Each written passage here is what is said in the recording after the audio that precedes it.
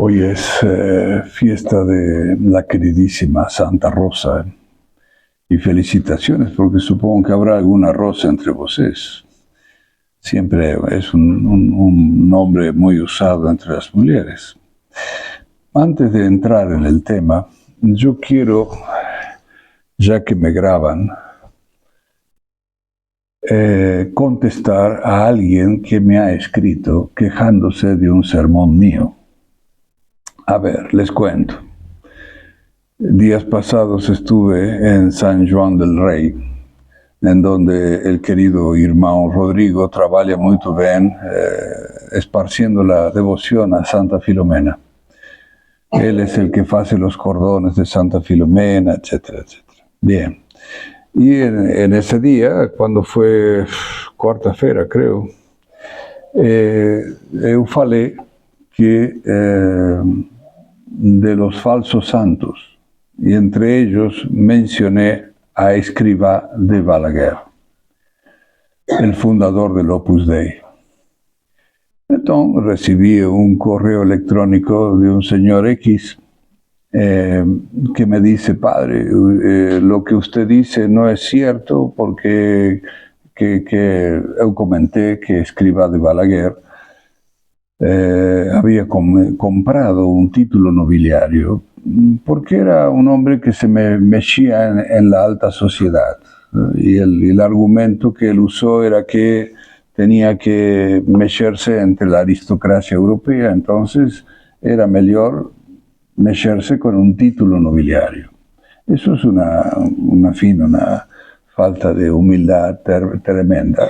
Él, según él, dice que no, que eso es falso. Después me dice, ¿qué más?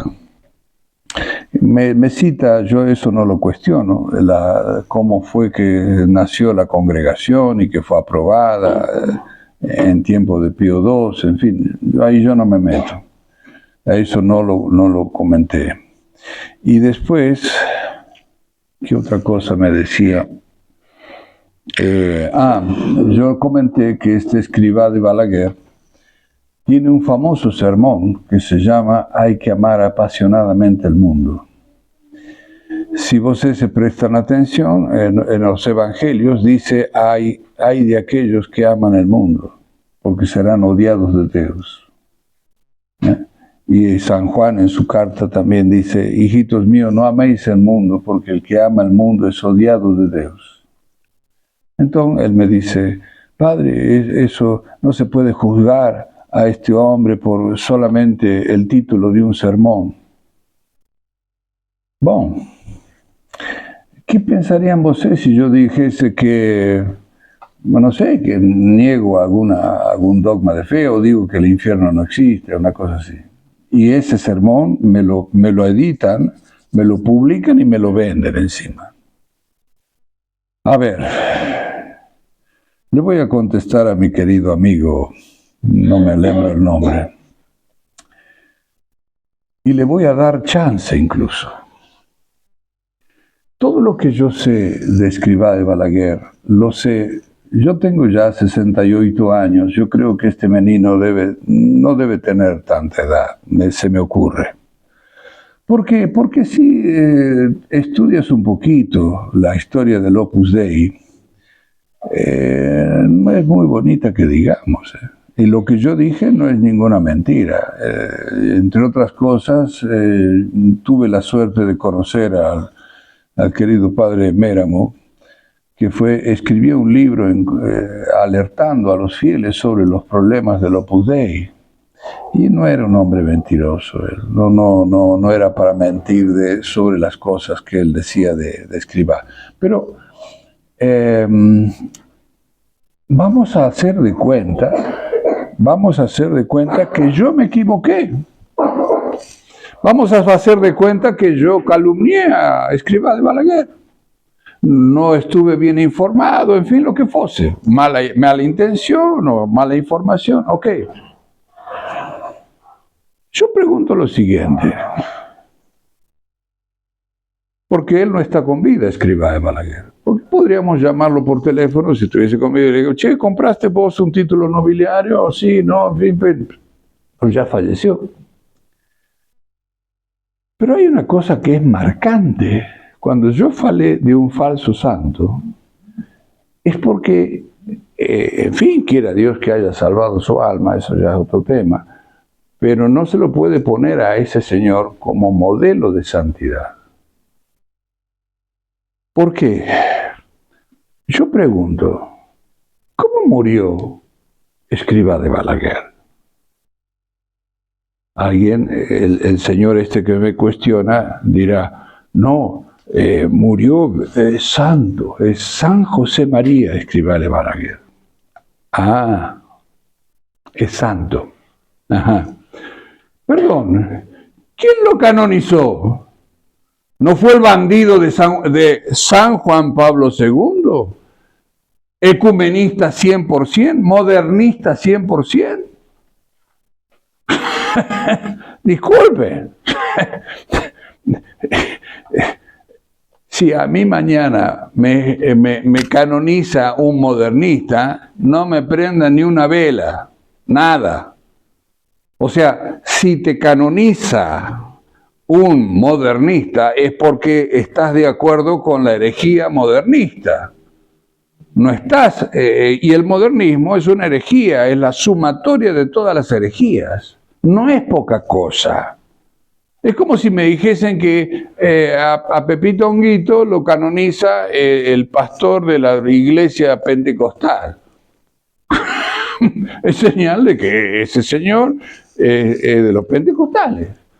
Si a Escrivá de Balaguer lo canoniza, lo hace santo, un modernista, es porque ese señor es modernista. Y este buen hombre me dice, no hay que juzgar por el título de un sermón. Mirá, el título del sermón está negando de que el mundo es enemigo del alma. Tú lees el sermón y decís, Escrivá de Balaguer, parece que se esqueció que existe el pecado original. Y entonces él me dice, no tenemos que juzgar por un título de un sermón a este señor que trabajaba, caminaba hacia la santidad. Mirá, si caminaba hacia la santidad iba por mal camino. Yo lo lamento mucho.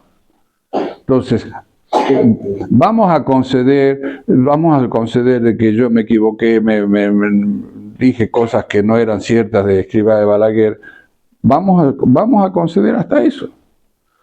Pero ese señor, Escrivá de Balaguer, fue ecumenista 100%. Se jactaba delante de Juan 23 de haber sido él iniciar el ecumenismo antes que Juan 23. Y si él no hubiese sido ecumenista, y es que él nunca lo hubiesen canonizado. Así de simple. Así de simple. Vamos a hacer una comparación. ¿Saben quién es Monseñor Lefebvre? Monseñor Lefebvre es el obispo que salvó la misa. El obispo que, al menos a mí y a muchísima gente, nos abrió los ojos sobre el problema del modernismo, sobre el problema del Concilio Vaticano II, etcétera, etcétera. Bien. ¿Cómo murió Monseñor Lefebvre? Excomulgado por un modernista. Magnífico. ¿Qué es lo que me dice eso? Que Monseñor Lefebvre no era ecumenista. Ojo, ser ecumenista es no ser católico. Ojo, no es un detallecito más. No, es no ser católico, es ir contra el primer mandamiento. No es pocas cosas. Entonces, si Monseñor Lefebvre muere excomulgado por un modernista, es porque Monseñor Lefebvre no fue modernista. Bendito Dios. Entonces, claro, ¿cómo salvarlo al Escrivá de Balaguer? Y voy a decir otras cosas más de Escrivá de Balaguer, que no las dije el días pasados. Yo trabajé, creo que el Opus Dei no es muy conocido. ¿Dónde está? no es muy conocido en Brasil. Yo no escuché mucha gente que fuese. Bueno, pero en España y en Argentina el Opus Dei es muy fuerte. Y me ha tocado hablar con gente o del Opus Dei o en contra del Opus Dei. Y he tenido, por eso que conozco bastante del Opus Dei. Y una vez sentí nojo. Una vez, yo no recuerdo si fue en España o en el centro de Argentina, uno del Opus Dei, hablando de la misa tridentina, etcétera, etcétera, el del Opus Dei me dice, no, padre, Escrivá de Balaguer, a él le gusta dar la misa tridentina. Y dice, así, sí, no, él en privado da la misa tridentina. ¿Ah, sí? Pero yo nunca lo vi falar en contra de la misa nueva. No, pero él en privado la da la misa tridentina. Ah, ¿sabes qué? Da nojo de cobardes. Es como si yo viese a mi madre que la están vejando y yo digo, ¿sabes qué? A mi madre la están vejando, pero no, yo en privado la defiendo. ¿Qué es eso? No me digan que no da nojo. O sea, Escrivá de Balaguer era un personaje que sabía por dónde iba la cosa, pero no quería ponerse en oposición a los altos mandos modernistas de la Iglesia conciliar. Entonces, estoy casi seguro que ese señor no me mintió cuando decía que Escrivá de Balaguer daba la misa tridentina, pero no la defendía. ¿Entienden? O sea, estamos viendo destruir la iglesia, destruir la misa, pero él en privado da la misa. No. Nojo, dan nojo. Entonces, cuando somos católicos, tenemos que ser católicos de verdad. Dentro de unos días, el querido Monseñor Espina va a venir a dar el sacramento del Crisma. ¿Y qué es eso? Es un sacramento, uno de los 7 sacramentos, que permiten, que nos convierte fundamentalmente, y grábense eso, fundamentalmente en soldados de Cristo. Porque ya somos, con el bautismo, ya somos hijos de Dios, hermanos de Jesucristo, templo del Espíritu Santo, recibimos las virtudes teologales de fe, esperanza, caridad. Pero con el crisma somos soldados de Cristo. Por eso que el obispo nos va a trazar con el santo crisma en la frente la cruz. ¿Y por qué en la frente y no en otras partes? Porque la frente yo no la puedo ocultar. Yo podré ocultar las manos, en fin, pero la frente no. O sea, yo, para que me vean que soy católico. Escrivá de Balaguer, cuando entró al seminario, le tendrían que haber, sí o sí, casi seguro, era ya confirmado. Y si no era confirmado, cuando entra en el seminario lo confirman. Porque no puede ser sacerdote, seminarista y no ser ya un soldado de Cristo. Ahora, si ese soldado de Cristo, cuando le tocó defender la misa, la defendía en privado. No, Dios mío, no. Yo no quiero que nadie defienda a Cristo y a la Iglesia en privado. La tenemos que defender públicamente. Públicamente. Y cuando este buen hombre me dice, padre, no se puede juzgar a un hombre por el título de un sermón, jolines. Yo digo, voy a dar un sermón y el título va a ser, el infierno no existe. ¿No me pueden juzgar a mí de hereje? Sí, porque estoy negando un dogma. Este señor, al decir hay que amar apasionadamente el mundo, y de facto los del Opus Dei les encanta el mundo, son bastante mundanos, pronto. No es que los enemigos del alma son demonio, mundo y carne, está en el catecismo. Y yo voy a amar apasionadamente el mundo. ¿Eso no es una asnera?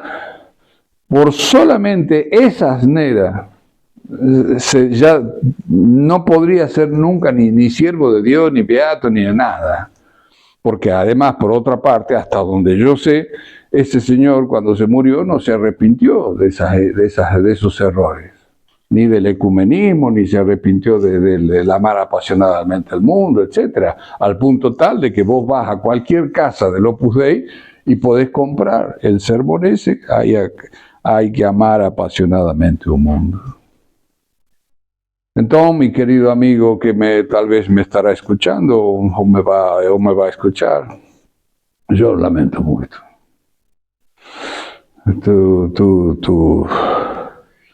Tu escriba de Balaguer, que por otra parte, yo le pediría al señor que estudie cómo se llamaba escriba de Balaguer, cómo lo bautizaron. José María Escriba, y el de Balaguer después alguien se lo agregó, creo. ¿Por qué se llama ahora José María? Todo junto. No es una cosa media... Es que él tenía que distinguirse. No es cuestión de llamarse José, porque José se llama mucha gente. Y María y José María también. Entonces él tenía que juntar los dos nombrecitos. José María. Eso es propio de un soldado. En fin, sé otras cosas más, pero no quiero cansarlos y además me interesa tocar otro tema. Hoy que es Santa Rosa de Lima. Lean la vida de ella. Es una niña que a los 5 años ya hizo votos de castidad. Creo que a los 7 años el hermano la ve penteándose el cabello, parece que tenía un cabello muy bonito, y estaba ahí penteándose el cabello. Y el hermano le dice, ay, pensar que por el cabello de una mujer tantos hombres se pierden. ¿Qué? Santa Rosa ahí nomás agarró la tesura, acabó. Es que no podía entender, no podía soportar la idea de que por ella, o por su cabello, por lo que fuese, un alma se condenase.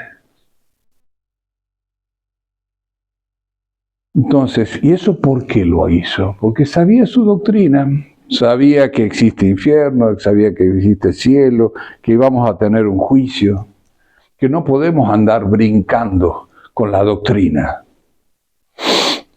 Y que la doctrina es lo que nos debe guiar, es la luz que nos debe guiar, no es el sentimiento, porque si Santa Rosa de Lima hubiese sido una modernista, hubiese dicho, ay no, pero mi cabello es tan bonito, y mi mamá me quiere mucho con este cabello, la voy a hacer llorar si yo me corto el cabello, ¿o no? Eso es sentimentalismo. Entonces se ve que los santos no son sentimentalistas. Otra cosa que leía de Santa Rosa que me impresionó, porque estoy hablando de una menina de cuando tenía 17, 20 años, tiene unos sufrimientos terribles de aridez espiritual. ¿Qué es la aridez espiritual? Es cuando la persona se pone a rezar, primero, siente enojo de ponerse a rezar, un cansancio, no quiero ponerme a rezar, otra vez, ¿no? Y cuando se pone a rezar, le parece que le está falando a la pared, que Dios no le escucha, etcétera, etcétera. Y así pasó años, la querida Santa Rosa. Es de las cosas más difíciles en la vida espiritual, el soportar esa aridez espiritual. Celebran cuando Cristo dice, Deus meu, en la cruz, una de las 7 palabras, Deus meu, ¿por qué me abandonaste? Pero si Él estaba en unión con Dios, Él es parte de la Santísima Trinidad, ¿cómo es eso?